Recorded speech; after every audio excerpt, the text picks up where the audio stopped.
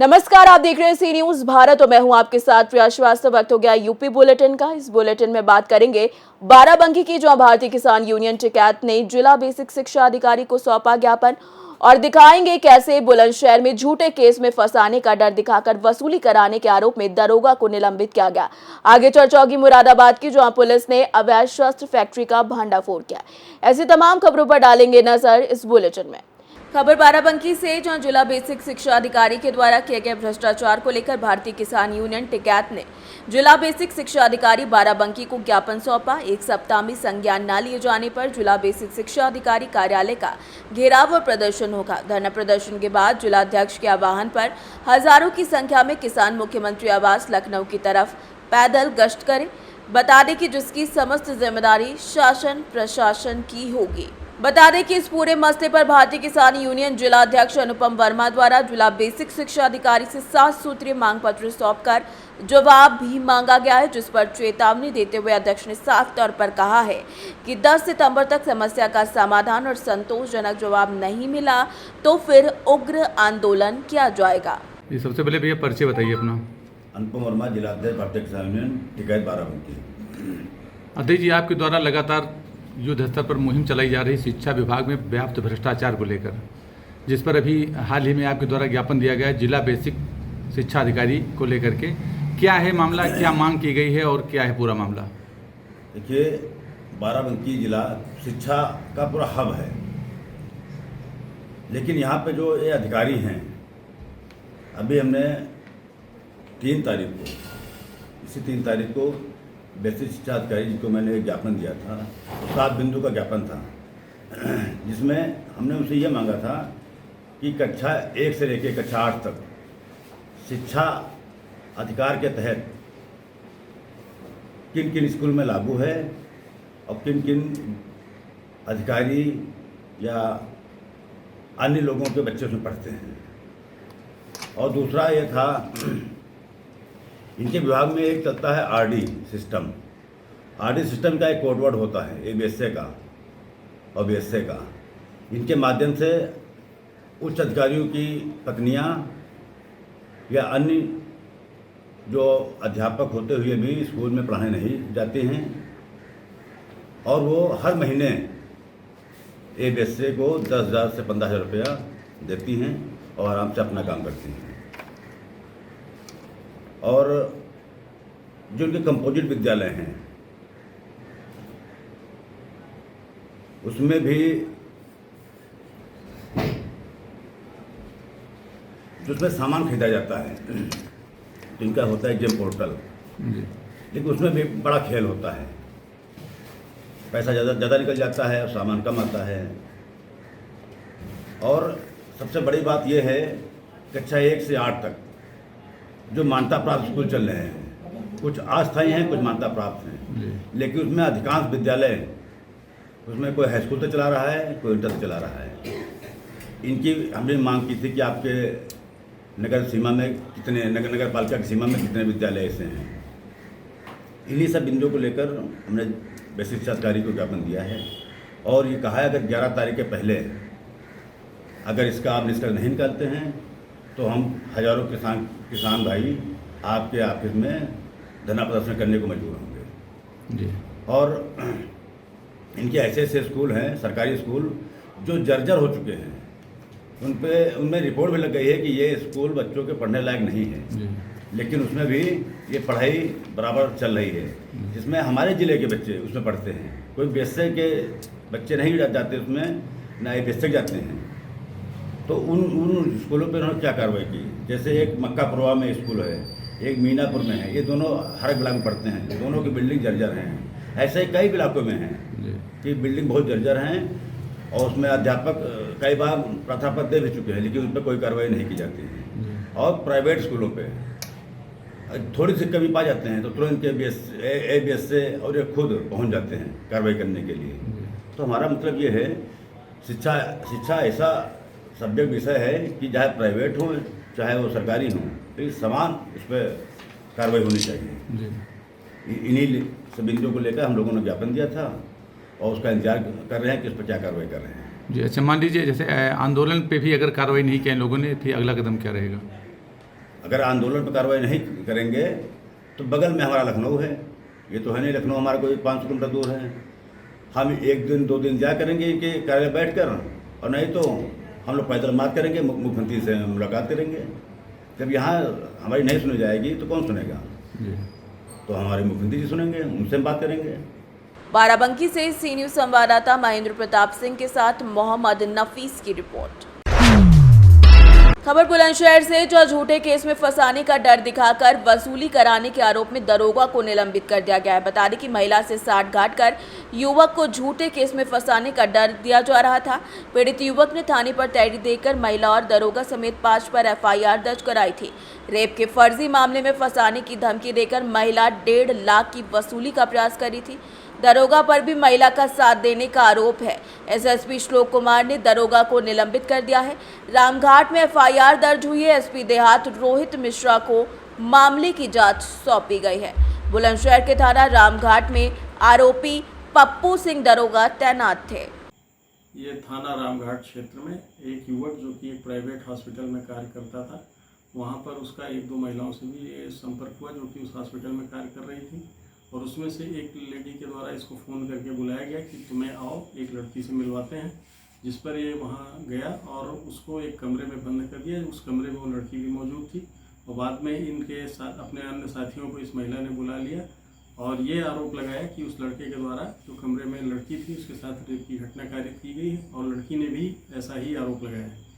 और फिर उसके बाद इन सभी लोगों ने मिलकर उससे 1.5 लाख रुपए की मांग की। कहा ये पैसा दे दो, नहीं तो तुम्हारे खिलाफ रेप का केस दर्ज कराया जाएगा और FIR दर्ज कराई जाएगी, और इसकी सूचना थाने पर भी एप्लीकेशन दे दी जा रही है। इसके बाद इस सूचना पर थाना रामघाट से एक सब इंस्पेक्टर भी बुलाए गए, और वहाँ पर आपस में बातचीत हुई तो सब इंस्पेक्टर ने भी कहा कि मामले को ख़त्म कर लो, नहीं तो इसमें विधिक कार्रवाई की जाएगी।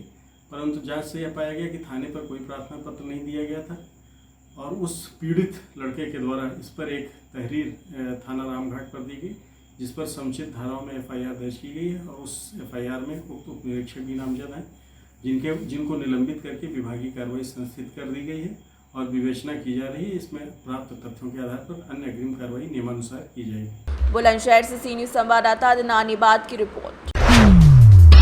खबर एटा से, जहां सटीक में हर्षोल्लास के साथ गजानन की शोभा यात्रा निकाली गई। बता दें कि कस्बे के श्रीदेवी वार्षिक समाज द्वारा मंदिर पर पहुंचकर सुबह से ही गणेश प्रतिमा का विधि विधान से पूजा अर्चना के साथ पंडित शैलेश शास्त्री द्वारा एक आयोजन किया गया, जिसमें गणेश महोत्सव में 9 आकर्षक झांकियों को सजाकर गणेश जी की शोभा यात्रा का शुभारंभ समाज के बुजुर्ग आनंद किशोर वाजपेयी ने फीता काटकर और दीप प्रज्वलित कर किया। वहीं बैंड बाजों के साथ मंदिर परिसर से इस शोभा यात्रा का शुभारंभ हुआ, जो कई स्थान से होकर गुजरी। महिलाओं पुरुषों समेत बच्चों ने शोभा यात्रा में बढ़ चढ़ कर हिस्सा लिया। बता दें कि शोभा यात्रा में पुलिस प्रशासन ने भी अपनी निगरानी रखी। इस मौके पर थाना प्रभारी सत्यपाल सिंह, SI रमेश चंद्र, आदिल सैफी, हेड मुहर्रर अमर सिंह समेत कई लोग मौजूद रहे। एटा से सी न्यूज संवाददाता आकर्ष वाशने की रिपोर्ट। खबर एटा से, जो अखिल भारतीय किसान यूनियन के बैनर तले अलीगंज रोड स्थित शीतलपुर गांव में संगठन के प्रदेश प्रभारी राजेश शीतलपुर के यहां कार्यकर्ता सम्मेलन का आयोजन किया गया। कार्यकर्ता सम्मेलन में उपस्थित कार्यकर्ताओं को संबोधित करते हुए संगठन के राष्ट्रीय अध्यक्ष अखिल संघर्षी ने कहा कि भ्रष्टाचार, अत्याचार, अन्याय, शोषण के खिलाफ किसान, मजदूर, नौजवानों और महिलाओं को संगठित होकर संघर्ष करने की वर्तमान समय में महत्वपूर्ण जरूरत है। जब तक एक होकर सभी पदाधिकारी कार्यकर्ता संघर्ष नहीं करेंगे, तब तक किसान, मजदूर, नौजवानों की समस्याओं का समाधान शासन प्रशासन नहीं करेगा। बता दें कि इस अवसर पर राष्ट्रीय महासचिव तेज सिंह वर्मा, सुरेश शास्त्री, प्रदेश अध्यक्ष रामकिशन यादव, प्रमुख प्रदेश महासचिव विशेष यादव, प्रदेश महासचिव रघुवीर सिंह, प्रदेश उपाध्यक्ष डॉक्टर राजपाल सिंह वर्मा समेत कई लोग उपस्थित रहे। एटा से सी न्यूज संवाददाता लखन यादव की रिपोर्ट। खबर मुरादाबाद से, जो थाना मझौला पुलिस ने छापेमारी कर अवैध हथियारों की फैक्ट्री चलाने वाले गैंग का पर्दाफाश कर 6 सदस्यों को गिरफ्तार किया है, जबकि 5 अन्य आरोपी मौके से फरार हो गए हैं। आरोपियों के पास से हथियार बनाने का सामान भी भारी मात्रा में बरामद किया गया है। मिर्जापुर वेब सीरीज की तरह भौकाल बनाने के लिए आरोपी 888 नाम से गैंग चला रहे थे। सरगना सत्येंद्र रामपुर के सैफनी का रहने वाला है, जबकि चार मझौला क्षेत्र के एक बिलारी का रहने वाला है। पुलिस ने प्रेस कॉन्फ्रेंस के दौरान बताया कि इस गैंग में कुछ युवक अपना वर्चस्व और दबदबा कायम करने के लिए हथियार बनाने वालों के संपर्क में आए, फिर एक गैंग बनाकर सोशल मीडिया के माध्यम से धंधा शुरू कर दिया। बता दें कि पकड़े गए आरोपियों में रियासत, साहिल, समीर, दुष्यंत, अमन और सत्येंद्र शामिल हैं। अन्य की तलाश की जा रही है। बाद में कुछ गैंग बनाकर और आपराधिक कृत्य करने की साजिश की सूचना मिल रही थी और इसमें ये भी था कि ये लोग यहाँ पर अवैध असलहा बनाने और उसकी सप्लाई करने का भी काम करने का प्लान कर रहे हैं।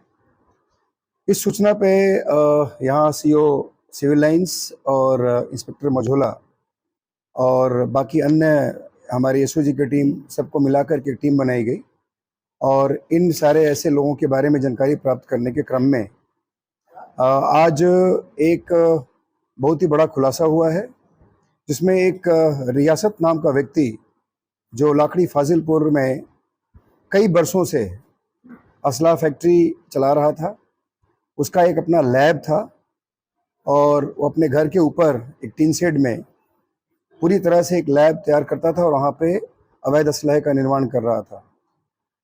उसके साथ उसके दो बहुत ही करीब लोग थे, जिसमें एक का नाम समीर और दूसरे का नाम साहिल है।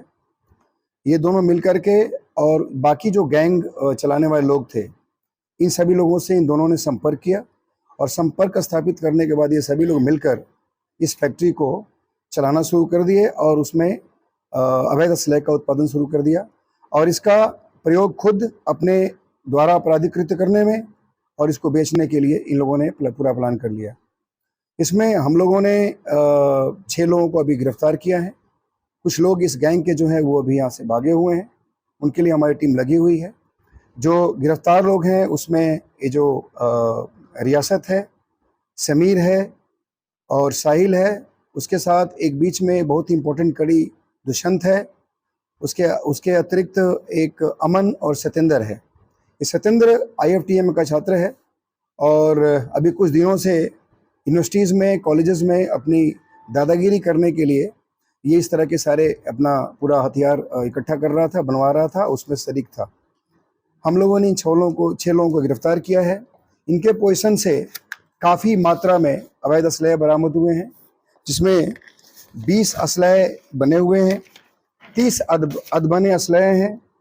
उसके अतिरिक्त 73 वैसे रॉड्स मिले हैं जिसको बैरल के रूप में यूज़ किया जाता था। एक ड्रिल मशीन मिला है, दो ग्राइंडर हैं, 70 फायर पिन मिले हैं, 25 ऐसे तमंचे में जिसमें तमंचे में जो स्प्रिंग यूज़ होता है वो मिला है, डाई मिले हैं, खैरात मशीन मिला है, पेंटिंग मशीन मिला है। उसके बाद ब्लोअर, भट्टी वगैरह सारी चीज़ वहाँ पे मौजूद थी। 12 बोर के 2 कारतूस मिले हैं, 315 बोर के 2 कारतूस मिले हैं, 3 अदद आपको खोखा कारतूस 315 बोर का भी है।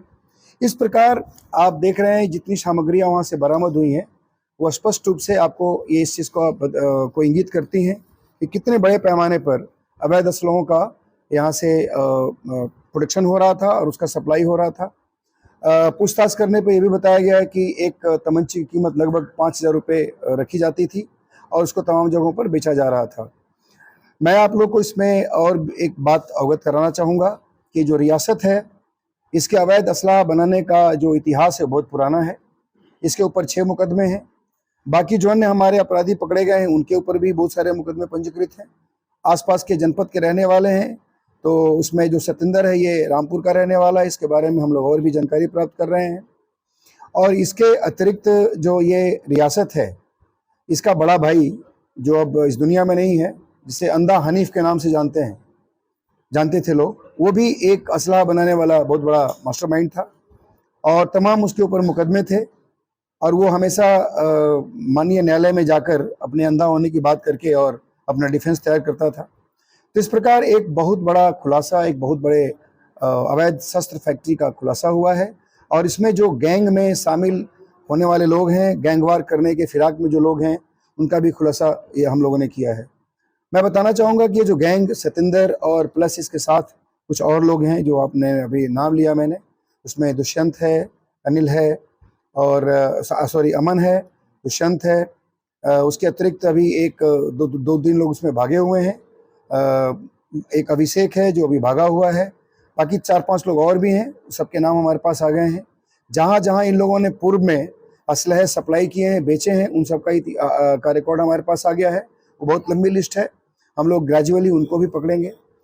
और इस प्रकार जो एक बहुत बड़ा प्लान हमारे जनपद में और हमारे शहर में जो एक तरह से आपराधिक कृत्य करने का चल रहा था, गैंगवार करने का चल रहा था, उसको हम लोगों ने अभी पूरी तरह से डिफ्यूज़ किया है, न्यूट्रलाइज किया है। और हम लोग कोशिश ये करेंगे कि आगे जितने लोग इससे जुड़े हुए हों सबका खात्मा हो। इस गैंग ने जिस गैंग को हम लोगों ने अभी पकड़ा है, इस गैंग ने अपने आप को 888 के नाम से यहाँ पे प्रचार प्रसार कर रहे थे। जगह जगह ये मारपीट भी कर रहे थे। उसमें से एक जगह मारपीट तुरंत किया था, उसमें वांटेड भी चल रहा है। तो इस प्रकार एक बहुत बड़ा गैंग बना करके और बहुत सारे आपराधिक कृत्य करने का साजिश चल रहा था, उसको हम लोगों ने यहाँ पे उसका भंडाफोड़ किया है। और इसमें जो लोग भी जुड़े हुए हैं सबको हम लोग धीरे धीरे उसको नैप करेंगे। मुरादाबाद देहात से सी न्यूज संवाददाता जाबिर हुसैन की रिपोर्ट। फिलहाल यूपी बुलेटिन में इतना ही। देश दुनिया की बाकी खबरों के साथ जुड़े रहने के लिए आप देखते रहिए सी न्यूज भारत।